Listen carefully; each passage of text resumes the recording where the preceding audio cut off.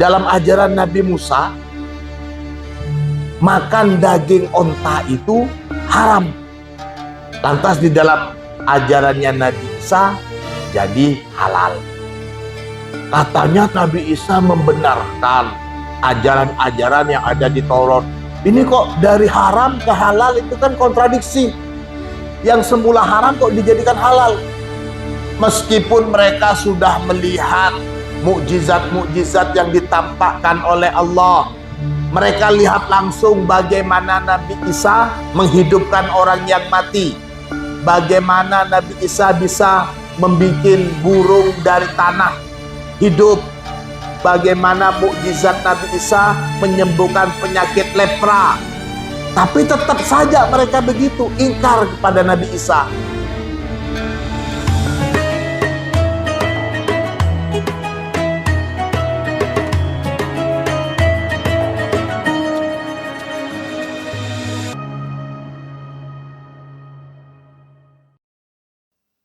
Bismillahirrahmanirrahim. Alhamdulillahirabbil alamin. Allahumma shalli ala sayyidina Muhammadin al-Fatih lima ughliqa wal khatim lima sabaq. Nasiril haqqi bil haqqi wal hadi ila siratikal mustaqim wa ala alihi haqqa qadrihi wa miqdarihi al-azim. Rabbi shrah li sadri wa yassir li amri wahlul 'uqdatam min lisani yafqahu qawli, amma ba'du. Anak-anakku sekalian, segenap santri Al-Munawwariyah rahimakumullah. Allah Subhanahu wa taala berfirman, A'udzu billahi minasy syaithanir rajim. Bismillahirrahmanirrahim. Wa musaddiqan lima baina yadayya minat Taurati wa liuhilla lakum ba'dalladzi hurrima alaikum wa ji'tukum biayatin min rabbikum fattaqullaha wa ati'un. Innallaha rabbi wa rabbukum fa'buduh. Hadza siratum mustaqim. Wa musaddiqon. Setelah dalam ayat sebelumnya Nabi Isa menyatakan kepada umatnya sebagai utusan Allah, pembawa risalah Allah kepada kaum Bani Israel waktu itu. Di sini diteruskan, selain menjadi utusan Allah, selain menjadi Rasul, Nabi Isa juga menegaskan wa musaddiqon, dan aku datang kepada kalian musaddiqon, sebagai Rasul yang membenarkan lima, untuk apa-apa, baina yadayya, yang ada bersama saya, minat Taurati, meliputi dari kitab Taurat, ajaran-ajaran di dalam Taurat. Itu yang pertama, misi Nabi Isa, membenarkan ajaran kitab Taurat. Selanjutnya, wali uhilla lakum, dan termasuk misi Nabi Isa diutus oleh Allah untuk Bani Israel itu adalah untuk menghalalkan siapa aku, lakum, bagi kalian semua,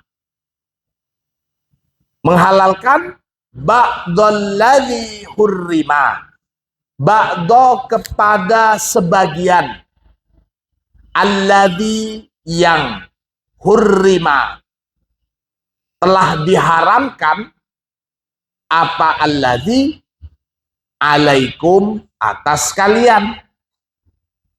Wajitukum biayatim mir rabbikum, untuk perisai, senjata atau pendukung atas misi kerasulan Nabi Isa. Nabi Isa juga menegaskan wajitukum biayatin, Dan telah datang siapa aku, kum kepada kalian, biayatin, dengan membawa tanda atau mukjizat, mirrabbikum, dari Tuhan kalian. Fattaku, maka bertakwalah kalian, Allaha, kepada Allah.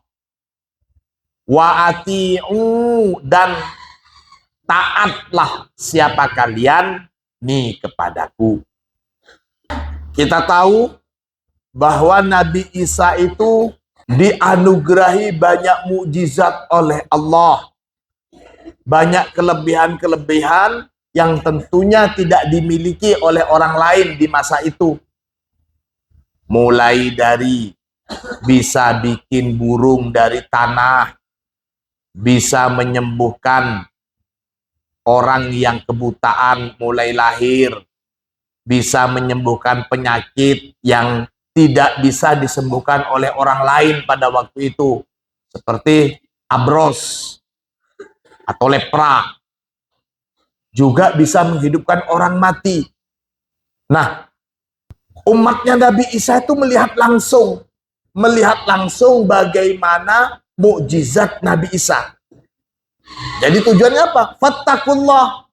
Tujuannya agar mereka itu bertakwa kepada Allah, wa ati'un, dan agar mereka taat, patuh kepada Nabi Isa. Wa musaddiqan lima baina yadayya. Alladzi baina yadayil insan, apa yang ada yadail insan bersama manusia itu, huwa, itu maksudnya alladzi sabaqahu, adalah sesuatu sabaqo yang datang mendahului apa alladzi hu pada insan. Dalam hal ini Nabi Isa mengatakan baina yadayya minat Taurat. Jadi sebelum ada Nabi Isa, kitab Taurat itu sudah ada. Ini maksudnya. Saya datang menjadi utusan Allah. Salah satu misi utamanya adalah membenarkan untuk ajaran-ajaran yang sudah ada sebelum saya. Begitu katanya Nabi Isa. Apa itu ajaran sebelum saya? Ajaran-ajaran yang sudah tertuang di dalam kitab Taurat. Fama ja'a bihi Isa mutabikun lima ja'a fit Taurati. Fama, maka apa-apa, maksudnya ajaran-ajaran. Ja'a bihi, ja'a yang telah membawa siapa Isa, hi pada ma, mutabikun, ialah sesuai, lima, dengan apa-apa atau ajaran, ja'a, maksudnya ja'a bihi Musa, yang telah dibawa oleh Nabi Musa, fit Taurati, di dalam kitab Taurat. Wali uhilla lakum ba'dalladzi hurrima alaikum. Wali uhilla, dan untuk menghalalkan siapa aku, lakum, bagi kalian, ba'dalladzi hurrima alaikum, atas apa-apa yang telah diharamkan kepada kalian. Meskipun sebelumnya Isa menegaskan dia datang untuk membenarkan ajaran di dalam kitab Taurat, walakinnahu alaihissalam, akan tetapi Nabi Isa alaihissalam itu sayuhillu, akan menghalalkan siapa Isa, lahum, bagi Bani Israel, ba'dalladzi, pada sebagian ajaran, haramat, yang telah mengharamkan, hu pada alladzi, at-Tauratu, apa kitab Taurat, alaihim, atas mereka. Tujuannya apa? Takhfifan bihi wa birisalatihi. Takhfifan, sebagai bentuk peringanan, alaihim, atas mereka. Yang sebelumnya haram jadi halal.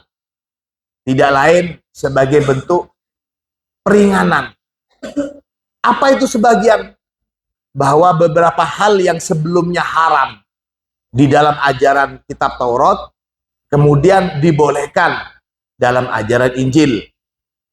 Mungkin ini bisa kita pahamin, oh ini di dalam perjanjian lama tidak boleh, di dalam perjanjian baru boleh.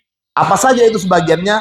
Ada di sini dikatakan, hurrima fi syariati Musa alaihi salam kama yali. Hal-hal yang diharamkan dalam syariatnya Musa itu adalah asyuhum wa thurub. Ini jenis makanan, tapi saya lihat maknanya itu seperti lemak. Lemak-lemak, baik lemak pada daging, pokoknya sejenis lemak-lemak lah. Kemudian lahmul ibil.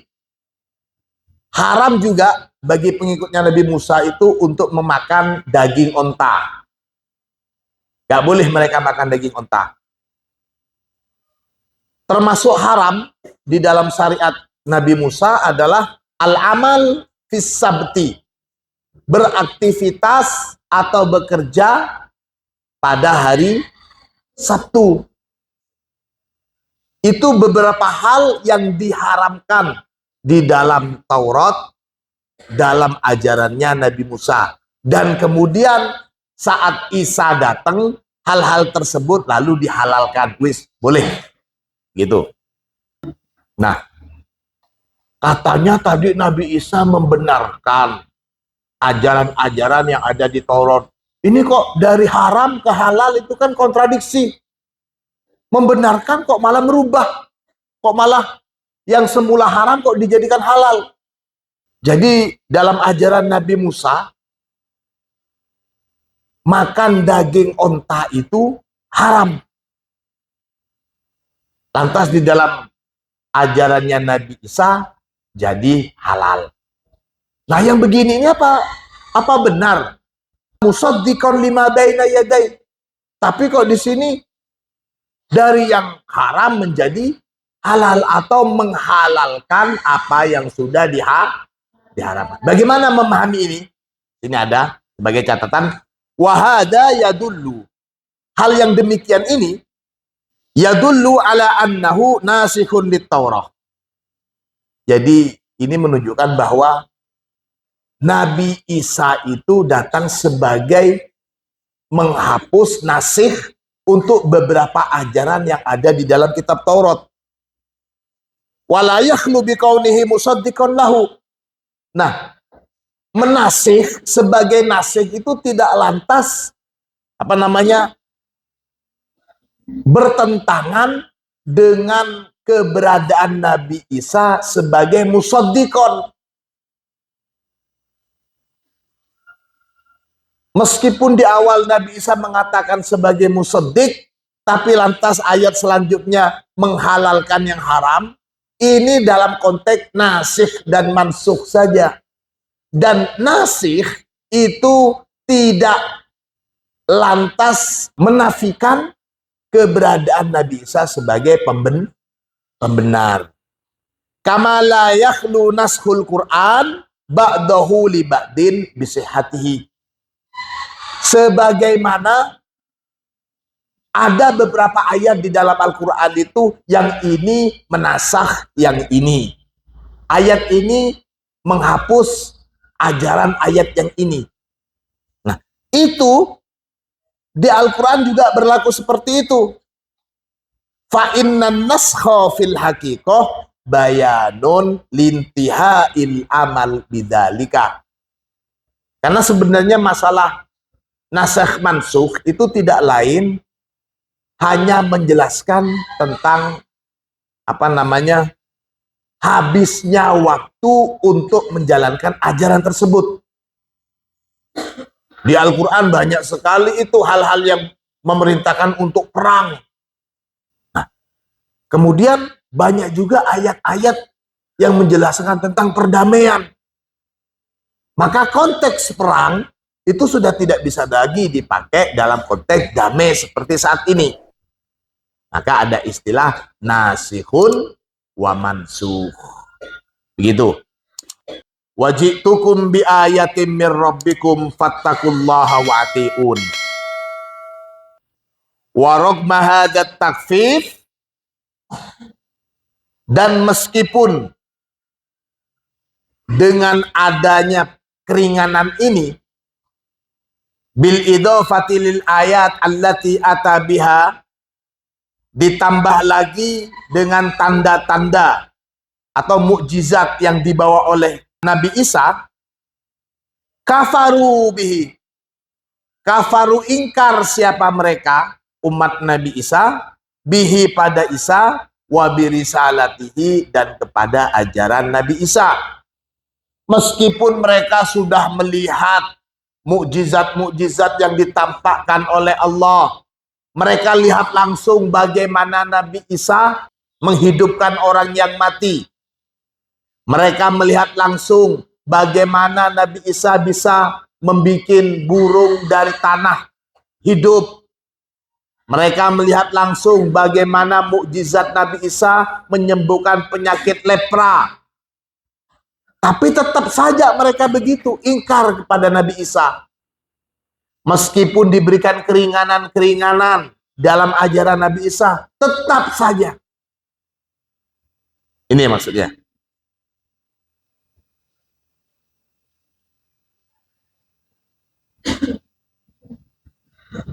Innallaha rabbi wa rabbukum fa'buduh.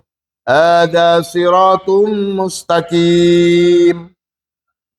Innallaha, sesungguhnya Allah, Rabbi, ialah Tuhanku, wa rabbukum, dan Tuhan kalian semua.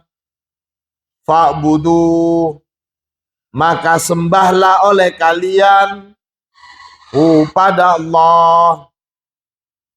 Hada, yang demikian ini, menyembah Allah, mentauhidkan Allah, tidak menyekutukan Allah, mengikuti ajaranku, karena ajaranku ini dari Allah, kata Nabi Isa. Siratun, ialah jalan, mustaqimun, yang lurus. Hadhihi hiya da'watu kulli rasulin ila qaumihi. Hadhihi maksudnya seruan atau dakwah sebagaimana di dalam ayat ini. Hiya da'watu kulli rasulin, ialah seruan setiap rasul, ila qaumihi, kepada kaumnya rasul, yad'u, di mana berseru siapa rasul, hum, kepada kaum, liya'budu, agar supaya menyembah siapa kaum, ilahan wahidah, menyembah pada Tuhan yang esa, wa anna, dan sesungguhnya hada, yang demikian ini, huwa, adapun ajaran ini, ajaran yang dibawa oleh Nabi Isa, as-siratul mustaqimu, ialah jalan yang lurus. Alladzi, yang talaballahu minna, talaba, telah menyuruh, Allahu, siapa Allah,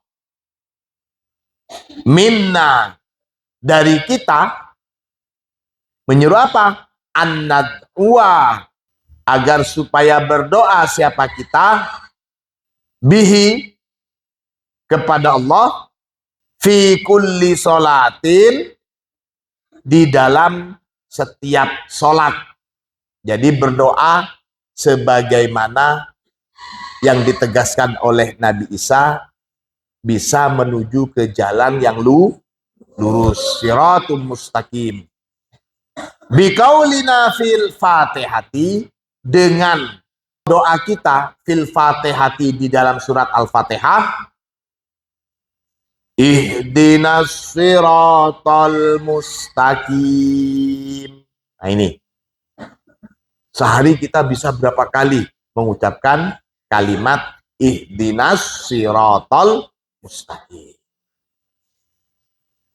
Ihdina, berilah petunjuk kepada kami as-siratal mustaqim, pada jalan yang lurus.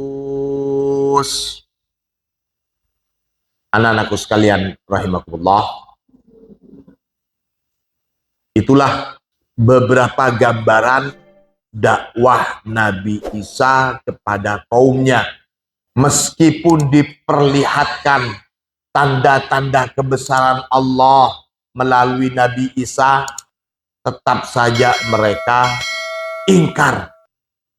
Bagi pihak yang sangat membenci Nabi Isa, mereka menyebut Nabi Isa sebagai anak janda, anak haram. Kalimat-kalimat kasar selalu terucap dari mereka, kaumnya Nabi Isa yang membenci Nabi Isa.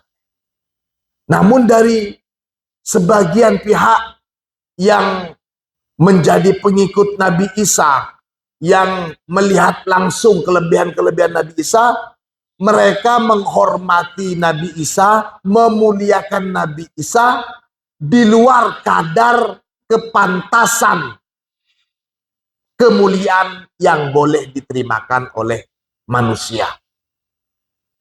Mereka menuhankan Nabi Isa. Bagi yang pembenci, saking bencinya dengan Nabi Isa itu sampai disalib oleh kaumnya sendiri. Disalib, dibunuh. Alhamdulillah umatnya Nabi Muhammad tidak seperti itu.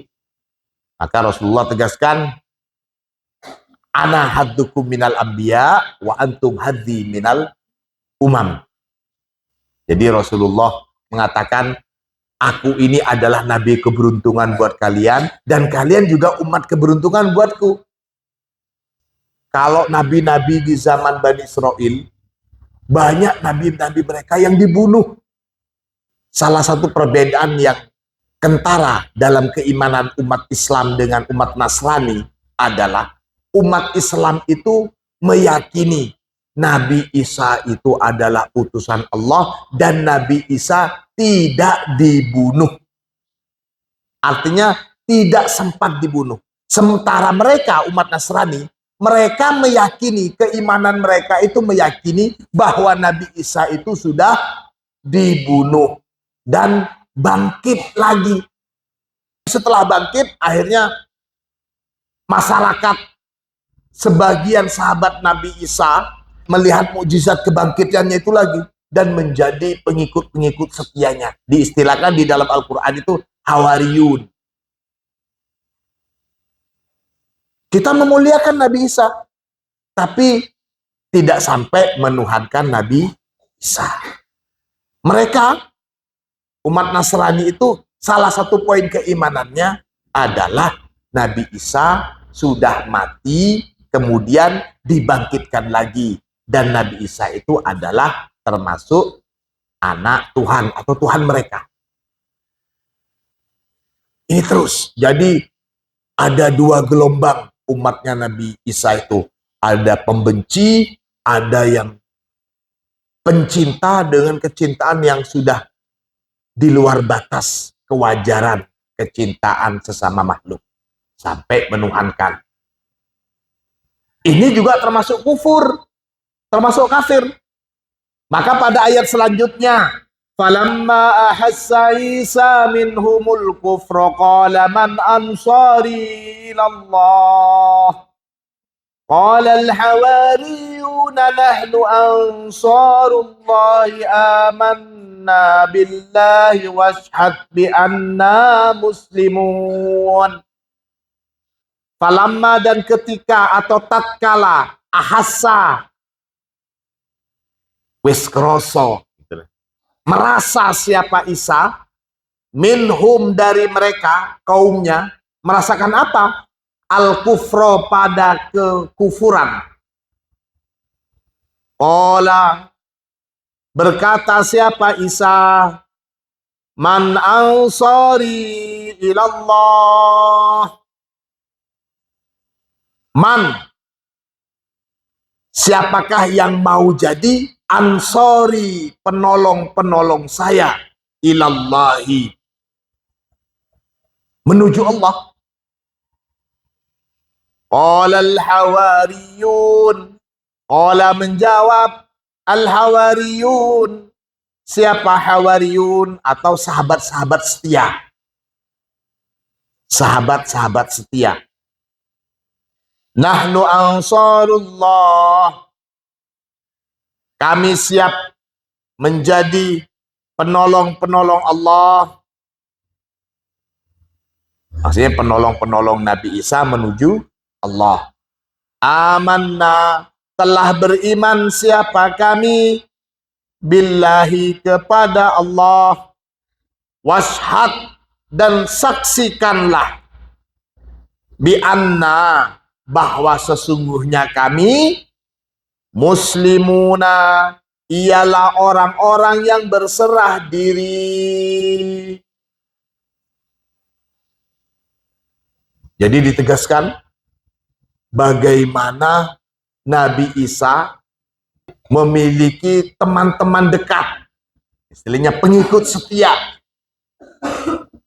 Itu konon ada 12 pengikut setia Nabi Isa. Falamma ahassa Isa minhumul kufra. Undur, perhatikan. Ila yaqdati Sayyidina Isa alaihi salam.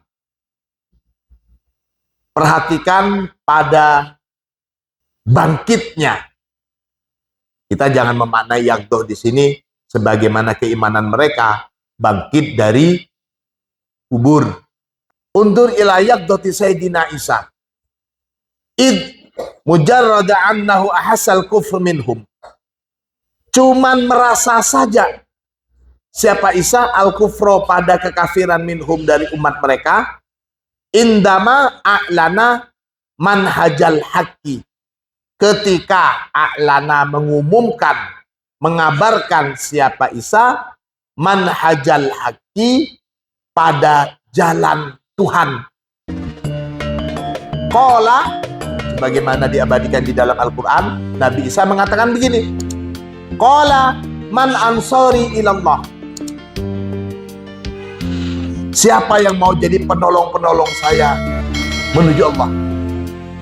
Ghayatu risalati Isa alaihissalam. Wallahu a'lam bishawab.